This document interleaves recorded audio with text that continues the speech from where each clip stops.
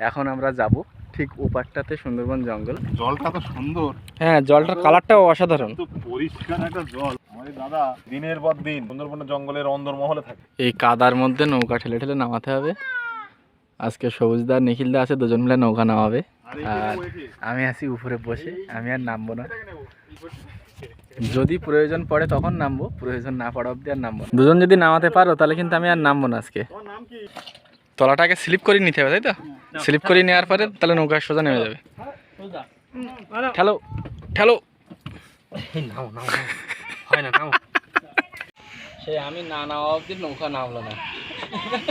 সবুজটা উঠে গেল, আমি নামলাম। মিথ্যে কথা, আমি নামানোর জন্য। তোমরা নৌকা নামাতেই পারো নি। না, আমরা কাদা মাখবো, একজন নামে দেখবে, এটা অসম্ভব, তাই নামানো হয়েছে। না, আসল সত্যিটা হলো তোমরা নামাতে পারো নি।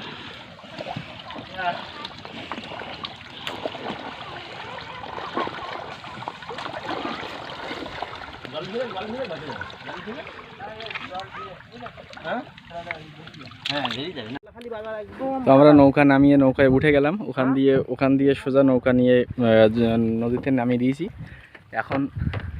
এখন আমরা যাব ঠিক ওপারটাতে সুন্দরবন জঙ্গল।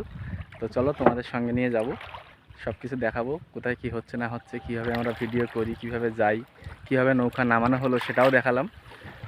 তো এরকমভাবে খুঁটিনাটি সব কিছু জিনিস দেখাতে থাকবো, সব কিছু ভিডিও তুলে ধরবো ব্লগিংয়ের মাধ্যমে। আর যে সুন্দরবন অলিগলির জন্য যে ভিডিও আমরা বানাতে যাই, আপনারা অনেকে চেনেন, অনেকে জানেন।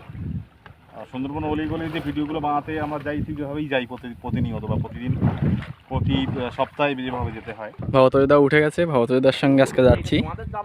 আমরা ঠিক ওপারটাতে যাব। তো আমরা আগে ওপারে যাই, ওপারে গিয়ে পৌঁছাই। তো এখন প্রায় 1:15-20 হয়ে গেছে, আজকে একটু লেট হয়ে গেছে যেহেতু জোয়ার ভাটার জন্য। তো যাই আগে, চলো। জলটা তো সুন্দর, হ্যাঁ জলটার কালারটাও অসাধারণ, তো পরিষ্কার একটা জল। পা তুলতে ইচ্ছা হচ্ছে না, কিন্তু এই জলেই আবার কুমিরের বসবাস। ওই জন্যই পাটা তুলে নিতে হবে। আর আমি না নামা অব্দি নিখিলদা কিন্তু নৌকা নামাতে পারিনি, এটা হচ্ছে সব থেকে বড় কথা। কাজটা দেখো, নিখিলদা হেরে গেল। এখানে হাল বাওয়ার জন্য নিখিলদা এখন পরিকল্পনা করছে। আমাদের দাদা দিনের পর দিন সুন্দরবনের জঙ্গলের অন্দরমহলে থাকে। আজকে আমরা অনেক কষ্ট করে তার সাথে তার একটা দিন ফাঁকা পেয়েছি, তাও আজকে বলছিল যে আমার আজকে কাঁকড়া মারতে যাওয়ার ডেট ছিল, শুধুমাত্র আমাদের সাথে কথা দেয়া ছিল, এই জন্য ভবতোষদা যায়নি, আজকে আমাদের সঙ্গে বেরিয়েছে।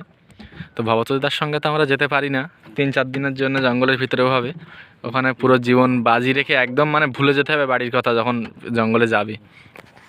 আমরা এই কাছাকাছি আছি, এই সুন্দরবন একদম জালের কাছাকাছি আছি, তাই এই অবস্থা, কিন্তু জঙ্গলের ভিতরে গেলে তো পুরো অবস্থা খারাপ। কি চলছে বলো তো? এটা কান মাছ ধরার প্রস্তুতি, কান মাছ কিন্তু আজকে ধরতেই হবে। দাদা বলছে যে কাঁচের মতো জলে হয়, কাঁচের মতো জলে কান মাছ হয়। তা দাও তাহলে বড় দনটা নিয়ে আসলে ভালো হতো, যে 100 বর্ষির যে দনটা আছে।